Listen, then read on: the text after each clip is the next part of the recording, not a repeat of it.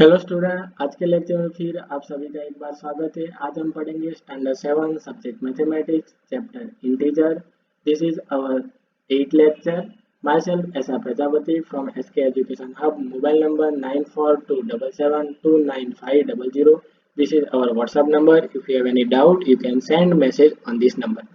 Now topic discussing previous lecture. तो हमने last time क्या देखा था वो पहले देख लेते। तो लास्ट टाइम मैंने देखा था what is meaning of reciprocal and NCERT exercise 1.4 के question number 1 to question number 3 हमने डिस्कस किए हुए।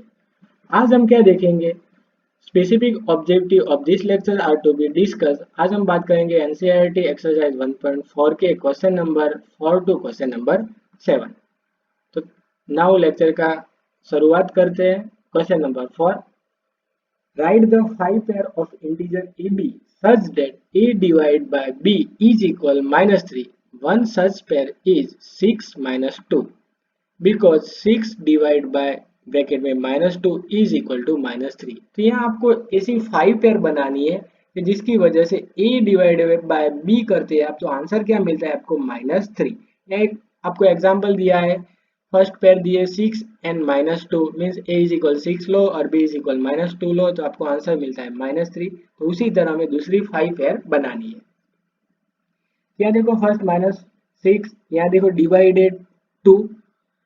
तो डिवाइड की साइन को मुझे मल्टीप्लिकेशन में कन्वर्ट करना है, तो क्या करना पड़ेगा, 2 का रेसिप्रोकल लेना होगा। देयरफॉर -6 मल्टीप्लाई होगा 1/2, तो हमें आंसर मिलेगा -3। क्योंकि 6 को क्या लिख सकते हैं, 3 मल्टीप्लाई 2 लिख सकते हैं, 2 2 कट हो गया तो हमें आंसर मिला -3। दूसरी पेयर लेते हैं -12 डिवाइड बाय 4। यहाँ भी क्या करेंगे, डिवाइड के साइन को मल्टीप्लिकेशन में कन्वर्ट करते हैं, तो उसका रेसिप्रोकल लेना होगा। देयरफॉर 4 का रेसिप्रोकल होगा 1/4 और -12 की जगह लिख सकते हैं -3 मल्टीप्लाई 4 मल्टीप्लाई 1/4, 4 4 कट हो जाएगा, हमें आंसर मिलेगा -3। सी -9 डिवाइड बाय 3, तो -9 और डिवाइड बाय 3 की जगह मुझे मल्टीप्लिकेशन करना है, तो 3 का क्या लिखना पड़ेगा, रेसिप्रोकल। 3 का रेसिप्रोकल होगा 1/3 और -9 की जगह क्या लिख सकते हैं, -3 मल्टीप्लाई 3। यहाँ देख सकते हैं 3 3 कट हो जाएगा, तो हमें आंसर मिलेगा -3। -15 डिवाइड बाय 5, सेम डिवाइड की साइन है, मल्टीप्लिकेशन में कन्वर्ट करना है, तो 5 का रेसिप्रोकल लेना होगा। 5 का रेसिप्रोकल होगा 1/5 और -15 की जगह लिख सकते हैं -3 मल्टीप्लाई 5 मल्टीप्लाई 1/5, 5 5 कट हो जाएगा, तो हमें आंसर मिलेगा -3। -21 डिवाइड बाय 7, डिवाइड की जगह मुझे मल्टीप्लाई लाना हो तो 7 का रेसिप्रोकल लेना होगा। Therefore -21 multiply 1/7। अब -21 को क्या लिख सकते हैं, -3 मल्टीप्लाई 7, तो 7 7 कट हो जाएगा, तो हमें आंसर मिलेगा -3। तो उसी तरह यही जरूरी नहीं है कि आप यही पेयर लो, कोई भी पेयर ले सकते हैं, पर हम कंडीशन क्या है कि जो हमारा आंसर आता है वो आंसर क्या आना चाहिए, -3 आंसर आना चाहिए। उसी तरह आप कोई भी ए और बी की वैल्यू ले सकते हैं। नेक्स्ट एग्जांपल देखते हैं। The temperature at 12 noon was 10 Celsius above zero if it decreased at the rate of 2 Celsius per hour until midnight. At what time would the temperature be 8 Celsius below zero and what would be the temperature at midnight? तो यहाँ क्या एक temperature दिया है, दोपहर का temperature है 10 Celsius above zero. तो दोपहर को टेम्परेचर कितना है, 0 से 10 सेल्सियस ज्यादा है। बाद में वो डिक्रीज होता है, तो डिक्रीज का आपको रेट दिया है, rate of 2 Celsius per hour means 1 घंटे में टेम्परेचर कितना डिक्रीज होता है, 2 सेल्सियस डिक्रीज होता है। तो आपको क्वेश्चन पूछा है कि what time would the temperature be 8 Celsius below zero. तो 0 से 8 सेल्सियस मीन्स -8 सेल्सियस टेम्परेचर कब होगा, वो टाइम आपको फाइंड करना है। और सेकंड क्वेश्चन आपको पूछा है कि what would be the temperature at midnight. Midnight का टेम्परेचर क्या होगा मीन्स, तो यहाँ आप सोच सकते हैं कि मिडनाइट हमें कितने बजे लेना है। तो 12 कितने, तो नाइट में जो 12 बजते हैं उसको हम क्या ले लेंगे, मिडनाइट लेने वाले हैं। ऐसा नहीं है कि 4 बजे या 3 बजे हम मिडनाइट लेंगे। तो अब जो 12 बजे हमें जो आंसर मिलता है वो हमारा क्या हो जाएगा, मिडनाइट का टेम्परेचर। फर्स्ट आपको क्या गिवन है, तो given temperature at 12 noon is equal to 12 Celsius और दूसरा आपको दिया हुआ है, रेट दिया हुआ है, decreasing the temperature every hour is equal to -2 Celsius. Then temperature at 1 PM। तो देखो 12 बजे टेम्परेचर कितना था, 10 सेल्सियस था। अब 1 घंटे के बाद कितना टेम्परेचर डिक्रीज होता है, -2 सेल्सियस।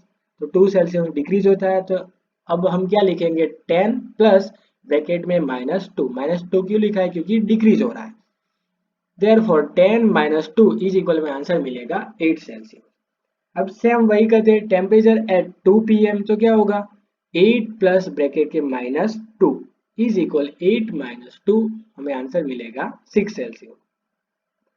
टेम्परेचर एट 3 PM, तब कितना टेम्परेचर होगा, तो 6 प्लस ब्रैकेट में -2 is equal plus minus minus 6 - 2 is equal में आंसर मिलेगा 4 Celsius. Temperature eight 4 PM is equal 4 plus bracket में -2 इज इक्वल 4 - 2 इज इक्वल में आंसर मिलेगा 2 सेल्सियस। टेम्परेचर एट 5 PM, तो 2 प्लस ब्रैकेट में -2 2 - 2 इज इक्वल 0 सेल्सियस। उसका meaning होता है कि जब 5 बजेंगे तो टेम्परेचर क्या हो जाएगा, 0 सेल्सियस हो जाएगा। हमें कब फाइंड करना है, -8 सेल्सियस, मीन्स 8 सेल्सियस बिलो 0। आगे देखते हैं, temperature at 6 PM is equal to कितना टेम्परेचर, 0 प्लस -2, फिर से 2 सेल्सियस कम हुआ। देयरफॉर हमें आंसर मिलेगा -2 Celsius. Temperature at 7 PM is equal to -2 plus फिर से -2 कम हुआ, 2 डिग्री कम हुआ होगा, तो -2 -2, तो हमें आंसर मिलेगा -4 सेल्सियस। टेम्परेचर एट 8 PM, -4 तो था और फिर से -2 डिग्री हुआ, कम हुआ, तो -4 -2, तो हमें आंसर मिला -6 Celsius. Temperature at 9 PM is equal to यहाँ क्या होगा, -6 होगा, -6 प्लस ब्रैकेट में -2 इज इक्वल टू -6 -2, तो हमें आंसर मिलेगा -8। तो क्या हुआ, जब रात के 9 बजेंगे तो टेम्परेचर क्या हो जाएगा, -8 Celsius, below the 0, 8 Celsius below the 0। So we can say that at 9 PM the temperature will be 8 Celsius below the 0। आगे देखते हैं, what would be the temperature at midnight, means रात को 12 बजे टेम्परेचर कितना होगा। तो आपने देखा 9 बजे टेम्परेचर कितना था, -8 सेल्सियस था। फिर से 1 घंटा बढ़ाते हैं, then temperature at 10 PM is equal to -8 Celsius, फिर से 2 डिग्री कम हुआ, इज इक्वल -8 - 2 इज इक्वल, हमें आंसर मिलेगा -10 Celsius. Temperature at 11 PM is equal -10 था और फिर से 2 डिग्री कम होगा, देयरफॉर -10 - 2 इज इक्वल, में आंसर मिलेगा -12 सेल्सियस। और टेम्परेचर एट 12 PM, जिसको हम बोलेंगे मिडनाइट टेम्परेचर, -12 था और फिर से 2 डिग्री टेम्परेचर कम हुआ, देयरफॉर -12 और -2, हमें आंसर मिलेगा -14 सेल्सियस। तो उसका मीनिंग है, जब भी मिडनाइट होगी तो टेम्परेचर कितना होगा, -14 Celsius. We can say that the midnight temperature will be 14 Celsius below 0। यहाँ हमने बिलो 0 लिखा है तो माइनस साइन करने की जरूरत नहीं है। नेक्स्ट एग्जांपल देखते हैं, in class test, +3 marks are given for every correct answer and -2 marks are given for every incorrect answer and no marks for no attempt any question. First question, Radhika scored 20 marks if she has got 12 correct answer. How many question has attempt incorrectly? And second question, Mohini scored -5 marks in this test. She has got 7 correct answers. How many questions has she attempt incorrect? तो यहाँ देखो एक test लिया हुआ है, test में जब भी आप आंसर सही देते हैं तो आपको कितना मार्क्स मिलता है, +3 मिलता है, और आप आंसर गलत देते हैं तो उसका कितना मार्क्स कट होता है, -2 मार्क्स कट होते हैं। और यदि आप कोई भी क्वेश्चन अटेंड नहीं करते, मीन सही भी नहीं लिखते, कुछ नहीं लिखते, अटेंड नहीं करते, तो कोई मार्क्स कट होता नहीं है। तो फर्स्ट क्वेश्चन पूछा है कि राधिका स्कोर 20 मार्क्स। राधिका को टेस्ट में कितने मार्क्स आते हैं, 20 मार्क्स आते हैं। उसने सही क्वेश्चन कितने अटेंड किए, 12 क्वेश्चन सही किए।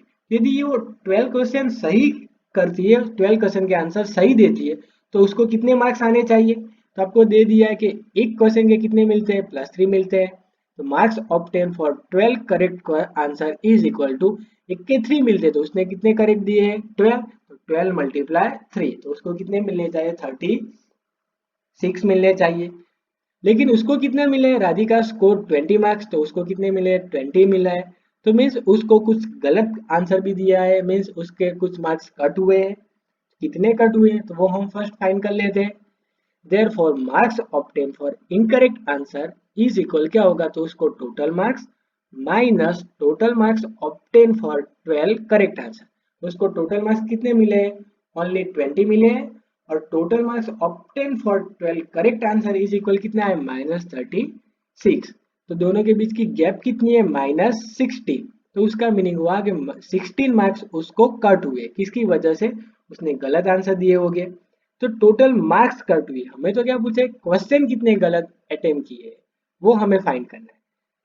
Now marks given for one incorrect answer कितने मिलते हैं, यदि एक क्वेश्चन गलत होता है तो उसका मार्क्स कट होता है -2। तो यहाँ टोटल कट हुए -16। तो सिंपल सा ही है। Therefore number of incorrect answer is equal to -16 divide by -2। तो हमें आंसर मिलेगा -16 की जगह हम क्या लिख सकते हैं, 8 मल्टीप्लाई -2, -2 कट हो जाएगा, तो आंसर मिलेगा 8। उसका मीनिंग हुआ राधिका ने कितने इनकरेक्ट क्वेश्चन अटेम्प्ट किए होंगे, 8 question. Thus Radhika has attempt 8 incorrect question. Second question पूछा है, Mohini score -5 marks in this test. She has got 7 correct answer. How many question has attempt incorrectly? तो मोहिनी को कितने मार्क्स मिलते हैं, टोटल -5 मिलते हैं। तो यहाँ देख सकते हैं कि उसका मार्किंग क्या हुआ, नेगेटिव मार्किंग हुआ। तो उसका मीनिंग है उसने ज्यादा गलत क्वेश्चन अटेम्प्ट किए होंगे। अब उस सही कितने क्वेश्चन अटेम्प्ट करती है, 7 करती है। तो marks obtain for 7 correct answer is equal to 7 multiply 3। हमें आंसर मिलता है 21। तो मोहिनी को मिलने कितने चाहिए, 21, लेकिन यहाँ कितने मिलते हैं, -5। मीन्स उसने इनकरेक्ट आंसर ज्यादा दिए होंगे। तो मोहिनी स्कोर -5 मार्क्स है। Therefore marks obtain for incorrect answer is equal to total marks minus total marks obtain for, यहाँ सॉरी 12 नहीं आएगा, 7 आएगा, total marks obtain for 7 correct answer. तो आंसर होगा -5 -21। तो हमें आंसर मिलेगा -26। तो दोनों के बीच की गैप कितनी है, -26। तो ये क्या है, कट हुए, उसको कितने मार्क्स कट होने चाहिए, माइनस मीन्स 26 मार्क्स कट हो गए। लेकिन उसको आए तो कितने थे, 20 आए थे, इसीलिए वो माइनस में चले गए। पर हमें क्या पूछा है, क्वेश्चन पूछा है कि उसने कितने इनकरेक्ट क्वेश्चन अटेम्प्ट किए थे, मार्क्स नहीं पूछा है। Now marks given for one incorrect answer is equal कितना मिलता है, -2 मिलता है। Therefore number of incorrect answer is equal to -26 divide by -2, minus minus cut हो जाएगा, और 26 की जगह क्या लिख सकते हैं, 13 मल्टीप्लाई 2, -2 कट हो गया, तो आंसर मिला 13। उसका मीनिंग हुआ उसने 13 क्वेश्चन गलत लिखे थे। Thus Mohini has attempt 13 incorrect question. Next example देखते हैं। In elevator descend into the mine shaft at rate of 6 meter per minute. If the descent start from 10 meter above the ground level, how long will it take to reach -350 metre. तो यहाँ देखो एक mine shaft दी हुई है, वो one type lift जैसा ही होता है। तो उसकी जो रेट है स्पीड में, यहाँ देखो 6 मीटर पर मिनट लिखा है, उसका मीनिंग होता है वो 1 मिनट में कितना डिस्टेंस कवर करता है, 6 मीटर। तो वो स्टार्ट कहाँ से करता है, तो 10 metre above the ground level, और उसको पहुंचना कहाँ है, -35 मीटर। यहाँ देखो हमने ग्राफ में रिप्रेजेंट किया हुआ है। फर्स्ट हमने ग्राउंड लेवल ले लिया है, अबव लेवल, और ये बिलो लेवल हो गया। ग्राउंड लेवल को हम 0 से रिप्रेजेंट कर लेते हैं, ये 0 मीटर। अब वो स्टार्ट कहाँ से करता है, 10 मीटर अबव, तो ग्राउंड लेवल पे अब जाते हैं 10 मीटर अबव, और कहाँ तक पहुंचना है, -35। तो यहाँ देखो यहाँ से 300 सॉरी -350। तो यहाँ से 350 कैलकुलेट नहीं करना है, कहाँ से करना होगा, यहाँ से। तो हमारा आंसर होगा -350 कहाँ आएगा, यहाँ तक। तो उसने टोटल कितना डिस्टेंस कवर करना है, यहाँ से शुरू होगा, वो कहाँ तक जाना है, यहाँ तक। तो हमें फर्स्ट क्या फाइंड करना पड़ेगा कि टोटल डिस्टेंस ये कितना है। Now starting position of mine shaft is equal 10 meter above the ground level, and final position of mine shaft is equal to 350 meter below the ground level. ये आपको question होगा sir आपने minus क्यों नहीं किया, तो क्योंकि हमने यहाँ का क्या लिखा हुआ है, बिलो द ग्राउंड लेवल, तो माइनस साइन की जरूरत नहीं है। देयरफॉर तो टोटल डिस्टेंस कितना होगा, तो आप डायरेक्ट भी बता सकते हैं सर ये 10 है और 350 है, तो टोटल होगा 360 इज इक्वल 10 प्लस 350, हमें आंसर मिलेगा 360 मीटर। मीन्स माइन शाफ्ट को कितना डिस्टेंस कवर करना है, 360 मीटर डिस्टेंस कवर करना है।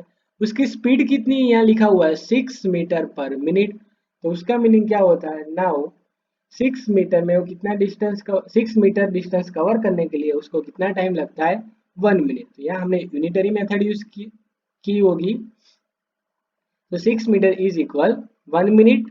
तो हमें टोटल डिस्टेंस कितना कवर करना है, 360 मीटर, तो उसके लिए कितना टाइम लगेगा, therefore 360 multiply 1 divide by 6, या 360 को हम क्या लिख सकते हैं, 6 multiply 16 लिख सकते हैं, multiply 1 divide by 6, 6 6 कट, तो हमें आंसर मिलेगा 60 मिनट।